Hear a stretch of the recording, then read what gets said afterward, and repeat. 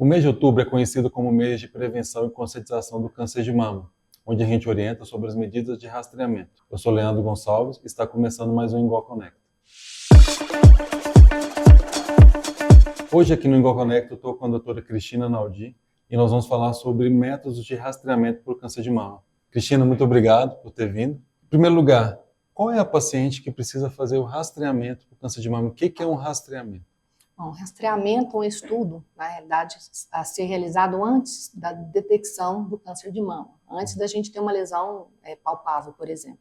Então, na realidade, todas as pacientes a partir dos 40 anos deveriam começar o rastreamento. Basicamente, a mamografia é um método que tem estudo científico que comprova a redução da mortalidade por câncer de mama quando realizada anualmente. Inclusive, a TIT passou agora, as diretrizes agora permitem que isso seja realizado a partir dos 40 anos anualmente. Além da mamografia, a gente tem alguns métodos complementares, a ultrassonografia e atualmente a ressonância, que ela passou a fazer parte também do rastreamento anual de pacientes jovens, com mamas densas e com alguma alteração genética comprovada. Por que uma paciente jovem não é uma paciente ideal para fazer uma mamografia? As pacientes jovens, elas têm uma mama densa, né? E muitas vezes essa densidade mamária, pela quantidade de tecido fibroglandular que ainda é grande, pode mascarar lesões. Então a gente acaba usando métodos complementares para poder ajudar nesse rastreamento. E paciente que tem prótese, por exemplo, prótese de silicone, essa paciente ela ainda assim ela pode fazer exame de Sim, mamografia, ultrassom e ressonância da mesma forma. A gente usa técnicas complementares na hora da realização, principalmente da mamografia, e a ressonância é um método também que ajuda muito na avaliação tanto da prótese quanto da possibilidade de detecção de algumas lesões. E só o ultrassom das mamas, você acha que é um exame que é seguro que seja feito somente ultrassom numa paciente na faixa etária, né, para mamografia? O que a gente perderia, né? Bom, a gente sabe que os carcinomas ductais in situ, que são carcinomas iniciais, muitas vezes eles só se apresentam como calcificações. E o único método que permite a visualização dessas calcificações é a mamografia. Então, o ideal seria que fosse feita também em pacientes jovens ou a pacientes mais velhas, mas que ela fosse incluída no rol do rastreamento. Uma vez que a paciente tem uma lesão que é considerada como suspeita, né, de câncer de mama, essa paciente precisa fazer uma confirmação, né, com biópsia. Mas eu percebo que às vezes as pessoas elas tentam elas mesmas interpretar o laudo da mamografia, né, e muitas vezes acabam não procurando um profissional para interpretar, né. Explica pra gente o que é o BIRADS, né, o que é o BIRADS 0, 1, 2.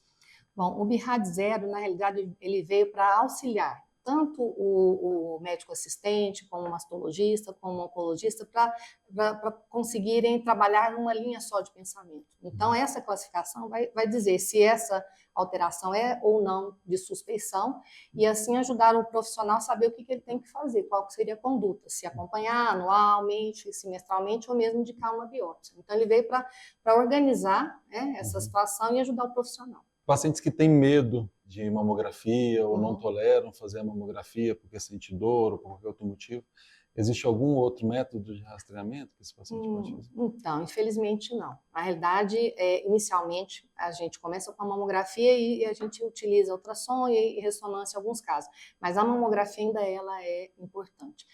Na realidade, a mamografia é um exame muito rápido, né? A gente gasta questão de minutos e eu acho que se a gente conseguir conversar com essa paciente e orientá-la, na maioria das vezes a gente consegue sim fazer e reduzir talvez essa sensação de medo da paciente.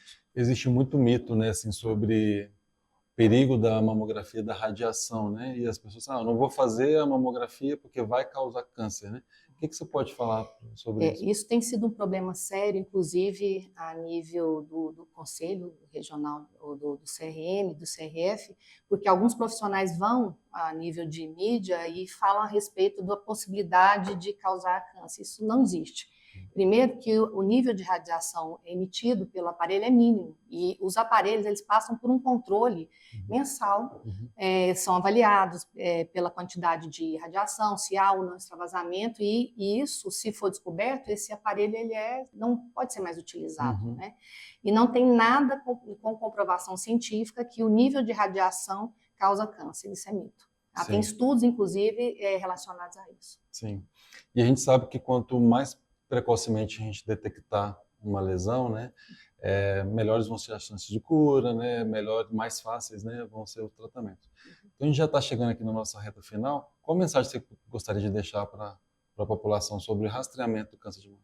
Bom, primeira coisa, procure um profissional que seja realmente um bom profissional, né? Que seja um mastologista, um oncologista, e ele vai te orientar qual método de imagem que é melhor para ser realizado. E não deixe de fazer o exame por medo de dor, por informações erradas a nível de mídia social, né? E a gente sabe que se o diagnóstico é precoce, a cura pode ser até de 90%. Sim. Então não deixe de fazer seus exames nem procurar um profissional adequado. Pessoal, finaliza agora mais um Igual Conecta. E se você acha que esse vídeo pode ajudar alguém, não deixe de compartilhar.